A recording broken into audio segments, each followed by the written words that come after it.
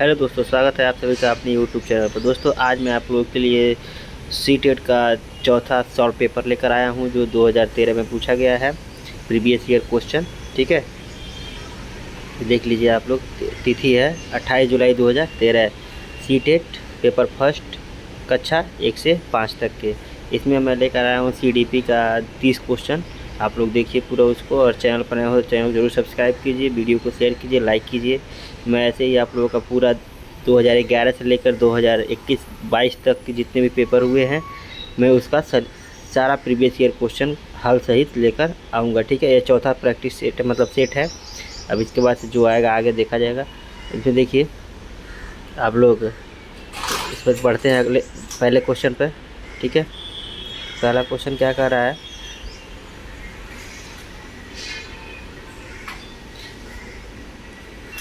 कि निम्नलिखित प्रश्नों का उत्तर देने के लिए सबसे उचित विकल्प चुनिए। निम्नलिखित में से कौन सी संज्ञानात्मक क्रिया दी गई सूचना के विश्लेषण के लिए प्रयोग में लाई जाती है? तो वर्णन करना, पहचान करना, अंतर करना या वर्गीकृत करना। तो इसका राइट आंसर हो जाएगा आपका ऑप्शन नंबर थर्ड। पहला का ऑप्शन नंबर क्या हो जाएगा? थर्ड हो जाएगा। ठीक है, बढ़ते हैं दूसरे क्वेश्चन में। राजेश अति लोलुप पाठक है। वह अपने कोर्स की पुस्तकें पढ़ने के लिए अतिरिक्त प्रायः पुस्तकालय जाता है और भिन्न प्रकरणों से पुस्तक पढ़ता है। इतना ही नहीं, राजेश भोजन अवकाश में अपने परियोजना कार्य करता है। उसे परीक्षाओं के लिए अपने पढ़ने के लिए अपने शिक्षकों के अभिभावकों के द्वारा कभी कभी खाने की ज़रूरत नहीं होती है, और वह वास्तव में सीखने का आनंद लेता नज़र आता है। उसे के रूप में सर्वाधिक बेहतर रूप से वर्णित किया जाता है। तो कौन सा होगा आपका?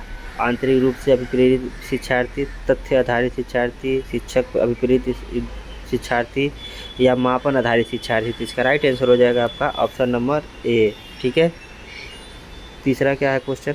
भाषा में सहयोग करने का कौन सा तरीका गलत है? बच्चों को बिना टीके प्रकरण पर बात करना, उसकी अपनी भाषा के प्रयोग को अमान्य करना, उसके प्रयोग का समर्थन करना, भाषा के प्रयोग के अवसर उपलब्ध कराना। तो इसका राइट आंसर आपका हो जाएगा ऑप्शन नंबर सेकेंड। उसकी अपनी भाषा का सहयोग करने का कौन सा तरीका गलत है? उसकी भाषा का प्रयोग अमान्य करना, क्योंकि अमान्य करना नहीं होता है, मान्यता दी जाती है। ठीक है, बढ़ते हैं अगले क्वेश्चन पर, 4 नंबर। चौथा क्वेश्चन क्या कह रहा है कि मानव बुद्धि का विकास समझ शिक्षक डैश को योग्य बनाती है। निष्पक्ष रूप से अपने शिक्षण के समय शिक्षार्थी के संवेग पर नियंत्रण बनाए रखना, विविध शिक्षार्थियों के शिक्षण के बारे में स्पष्टता, और शिक्षार्थियों को यह बताने कि वे अपने जीवन कौशल में कैसे सुधार कर सकते हैं। तो इसका राइट आंसर हो जाएगा आपका चौथा का right answer option number third, विविध शिक्षार्थियों के शिक्षण के बारे में अस्पष्टता। ठीक है, पांचवा क्वेश्चन क्या कर रहा है? निम्नलिखित में से कौन सा कथन सत्य है? शिक्षक द्वारा प्रश्न पूछना संज्ञानात्मक विकास में बाधक है। विकास और सीखना समाज संस्कृति संदर्भों में अप्रभावित रहते हैं। शिक्षार्थी एक निश्चित तरीके से सीखते हैं। खेलना संज्ञान और सामाजिक दक्षता के लिए सार्थक है। तो इसका राइट आंसर हो जाएगा 5 का आपका ऑप्शन नंबर 4। ठीक है, बढ़ते हैं छठवें क्वेश्चन पर। बच्चे के विकास में आनुवंशिक और वातावरण की भूमिका के बारे में निम्नलिखित में से कौन सा सत्य है? आनुवंशिकता और वातावरण दोनों एक बच्चे के विकास में 50-50% योगदान रखता है। समयोग वयस्कों के सापेक्ष योगदान नहीं होता है। आनुवंशिकी और वातावरण एक साथ परिचित नहीं होते हैं। सहज रुझान वातावरण से संबंधित है, जबकि वास्तविक विकास के लिए आनुवंशिक है। इसका राइट आंसर हो जाएगा आपका ऑप्शन नंबर 2। ठीक है, सातवां समाजीकरण क्या है? तो समाजीकरण सामाजिक मानदंडों में परिवर्तन, शिक्षक एवं पढ़ाए गए बीच से संबंध, समाज और आधुनिकीकरण की प्रक्रिया, समाज के मानदंडों के साथ अनुकूलन। तो इसका राइट आंसर हो जाएगा आपका ऑप्शन नंबर 4। ठीक है, बढ़ते हैं 8 नंबर क्वेश्चन पर। एक पीटी खेल के शिक्षक क्रिकेट के खेल में अपने शिक्षार्थियों के क्षेत्ररक्षण को सुधारना चाहता है, और निम्न में से कौन सी युक्ति शिक्षार्थियों को अपना लक्ष्य प्राप्त करने में सर्वाधिक सहायक है? तो पहला क्या हो जाएगा? शिक्षार्थियों को क्षेत्ररक्षण का अधिक अभ्यास करवाना। शिक्षार्थियों को यह बताना कि क्षेत्ररक्षण सीखना उसके लिए किस प्रकार महत्वपूर्ण है। बेहतर क्षेत्ररक्षण और सफलता की दर के पीछे के तर्क को स्पष्ट करना। क्षेत्र अक्षर को प्रदर्शित करना और शिक्षार्थियों को अवलोकन करना। तो इसका राइट आंसर आपका हो जाएगा 8 का ऑप्शन नंबर 1, शिक्षार्थियों को क्षेत्र अक्षर का अधिक अभ्यास करवाना है। ठीक है। 9 क्या कह रहा है कि एक शिक्षिका अपने शिक्षार्थियों को इस रूप से मदद करना चाहती है कि वे एक स्थिति की अनेक दृष्टिकोण से सहायता कर सके।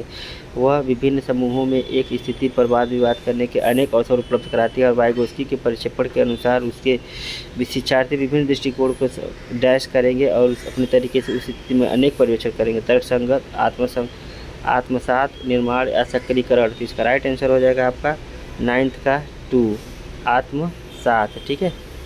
10 का क्या है, सीता ने हाथ से दाल और चावल खाना सीख लिया।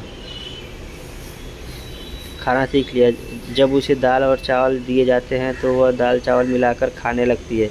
उसने चीज़ों को करने के लिए अपनी स्कीमा में दाल और चावल खाने का डैश कर लिया है। अंगीकरण, समायोजित, अनुकूलित या समुचिता। इस तरह इसका राइट आंसर हो जाएगा आपका ऑप्शन नंबर अनुकूलित। ठीक है, 10 हो जाएगा। 11 नंबर क्वेश्चन क्या कर रहा है, डैश के अतिरिक्त बुद्धि के निम्नलिखित पक्षों को स्टर्नबर्ग चित्रांश सिद्धांत में संबोधित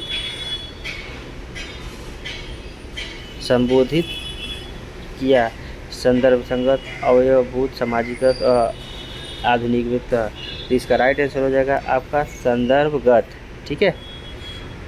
अगला क्वेश्चन क्या कह रहा है कि हार्वर्ड गार्डनर का बुद्धि का सिद्धांत पर बल देता है शिक्षार्थियों में अनुबंधित कौशल का, सामान्य बुद्धि का, विद्यार्थियों में आवश्यक समान योग्यताओं का, प्रत्येक व्यक्ति की विलक्षण योग्यताओं का। तो इसका राइट आंसर हो जाएगा आपका ऑप्शन नंबर 4, प्रत्येक व्यक्ति विलक्षण होती है। ठीक है। बढ़ते हैं अगला। फ च ध्वनियाँ हैं स्वनिम, रूपीम, लेखमीम, शाब्दिम। तो 13 का इसका राइट आंसर हो जाएगा ऑप्शन नंबर ए, स्वनिम होती है। ठीक है। 14 में क्वेश्चन नंबर 14, कक्षा में जेंडर रूढ़िवादिता से बचने के लिए एक शिक्षक को लड़कों को जोखिम उठाने और निर्भीक बनाने के लिए प्रोत्साहित करना। लड़के लड़कियों को एक साथ अपारंपरिक भूमिकाओं में रखना चाहिए।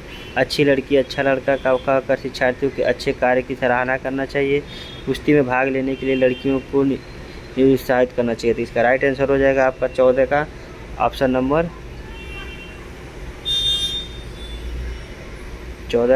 नंबर 2, लड़के और लड़कियों को एक साथ अपारंपरिक भूमिकाओं में रखना चाहिए। ठीक है।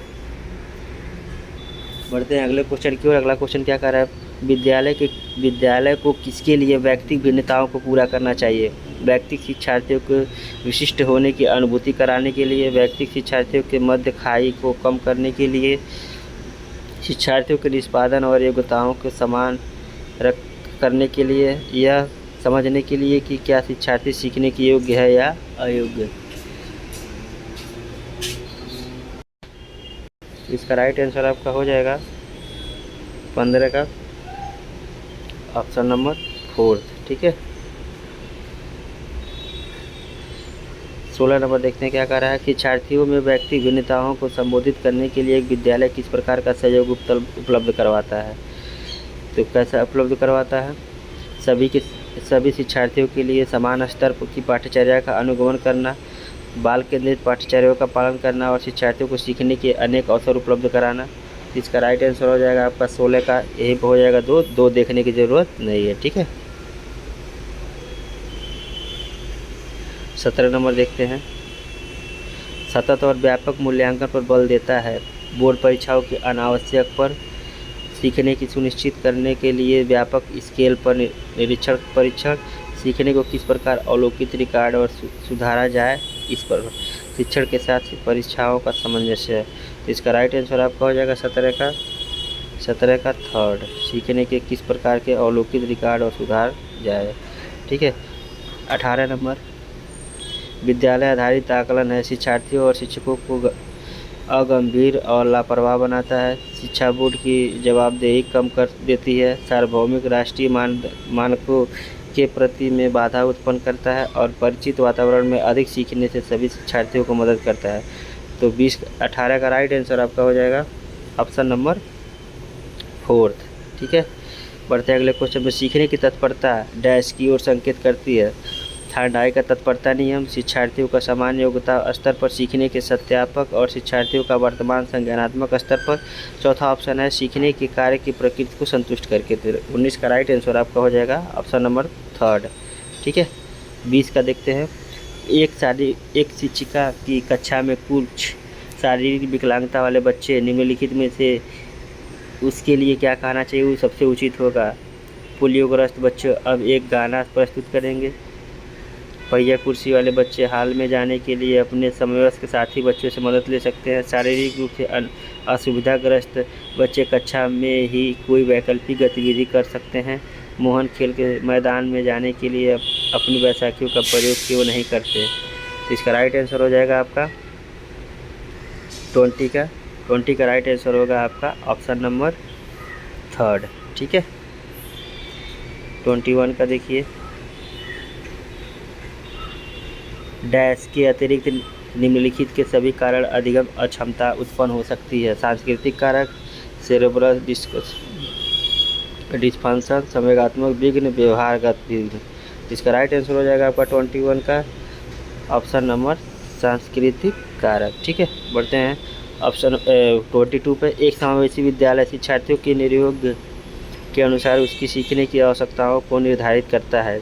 शिक्षार्थियों की क्षमताओं की परवाह किए बिना सभी अधिगम परिणामों को सुधारने के लिए प्रतिबद्ध होता है। शिक्षार्थियों के मध्य अंतर करता है कि और विशेष रूप से सक्षम बनाने के लिए एक चुनौतीपूर्ण उपलब्धि लक्ष्य निर्धारित करता है। विशेष रूप से योग्य शिक्षार्थियों के प्राथमिक परिणामों को सुधारने के लिए विशिष्ट रूप से प्रतिबद्ध होता है। तो इसका राइट आंसर आपका हो जाएगा 22 का ऑप्शन नंबर 2। ठीक है, बढ़ते हैं अगले क्वेश्चन पे। प्रतिभाशाली शिक्षक को अधिगम नियोग नहीं कर सकते हैं। ऐसे सहयोग की आवश्यकता होती है जो सामान्य विद्यालयों द्वारा उपलब्ध नहीं कराए जा सकते। शिक्षक को बिना अपने अध्ययन को व्यवस्थित कर लेते अन्य शिक्षार्थियों के अच्छे मॉडल पर बन सकते हैं। तो इसका राइट आंसर हो जाएगा 23 का ऑप्शन नंबर आपका 2। ठीक है, 24 का देखिए। के कारण प्रतिभाशाली होती है। मनोसामाजिक कारक को अनुवांशिक रचना, वातावरणीय अभिप्रेरणा, 2 और 3 संयोजन। तो इसका राइट आंसर आपका हो जाएगा 24 का ऑप्शन नंबर 4। ठीक है, अगला क्वेश्चन क्या कर रहा है 25 का। बच्चे में सीखने और सुनने के लिए अधिगम योग्य वातावरण के लिए निम्नलिखित में से कौन सा उपयुक्त है। शिक्षार्थियों को यह छूट देना कि क्या सीखना और कैसे सीखना है। एक लंबे समय के लिए निष्क्रिय रूप से सुनना, निरंतर गृह कार्य करना या सीखने वाले के द्वारा व्यक्तिगत कार्य। इसका राइट आंसर हो जाएगा 25 का ऑप्शन नंबर 1। ठीक है,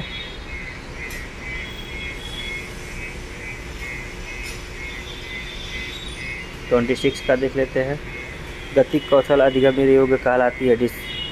डिस्फ्रेजिया, डिस्फ्रेक्सिया, डिस्कैल्कुलिया, डिसलेक्सिया। इसका राइट आंसर हो जाएगा आपका 26 का ऑप्शन नंबर 2 डिस्प्रैक्सिया। ठीक है, अधिगम नियोग है। समुचित निवेश के साथ सुधार योग्य नहीं होता है। एक स्थिर अवस्था है, एक चर अवस्था है। जरूरी नहीं कि कार्य पद्धति की हानि करे। इसका राइट आंसर हो जाएगा 27 का राइट आंसर हो जाएगा आपका ऑप्शन नंबर 3 एक चर अवस्था है। ठीक है, 28 का होगा। अतिरिक्त निम्नलिखित समस्या समाधान की प्रक्रिया के कारण है। परिणामों की आशा करना, समस्या को पहचानना, समस्या का छोटे हिस्सों में बांटना या संभावित युक्तियों को खोजना। तो 28 का राइट आंसर हो जाएगा आपका ऑप्शन नंबर 1 परिणामों की आशा करना। ठीक है, एक शिक्षक को व्याख्यान पर अधिक ध्यान देना चाहिए और ज्ञान के लिए आधार उपलब्ध कराना चाहिए। शिक्षार्थियों द्वारा की गई त्रुटियों को एक भयंकर भूल के रूप में लेना चाहिए और प्रत्येक त्रुटि के लिए गंभीर टिप्पणी देना चाहिए। शिक्षार्थियों को कितनी बार गलती करने से बचाता है इसे सफलता के माप के रूप में लेना चाहिए। जब शिक्षार्थियों के विचारों को संप्रेषित करने के लिए कोशिश कर रहे हो तो उन्हें ठीक नहीं करना चाहिए। इसका राइट आंसर हो जाएगा आपका 29 का ऑप्शन नंबर 4। ठीक है, अब 30 का देखिए। सीमा परीक्षा में ए प्लस ग्रेड प्राप्त करने के लिए अति इच्छुक है। जब वह परीक्षा भवन में दाखिल होती है तो परीक्षा प्रारंभ होती है वह अत्यधिक नर्वस हो जाती है, उसके पाँव ठंडे पड़ जाते हैं, उसके हृदय की धड़कन बहुत तेज़ हो जाती है और वह उचित तरीके से उत्तर नहीं दे पाती। इसका मुख्य कारण हो सकता है शायद वह अकस्मात संवेगात्मक आवेग का सामना नहीं कर सकती है, शायद वह अपनी तैयारी के बारे में बहुत आत्मविश्वासी नहीं है, शायद वह इस परीक्षा के परिणाम के बारे में बहुत अधिक सोचती है। निरीक्षक शिक्षिका जो ड्यूटी पर हैं वह उसकी कक्षा में अध्यापिका हो सकती हैं। और इसका राइट आंसर आपका हो जाएगा 30 का ऑप्शन नंबर ये, वह अकस्मात संवेगात्मक।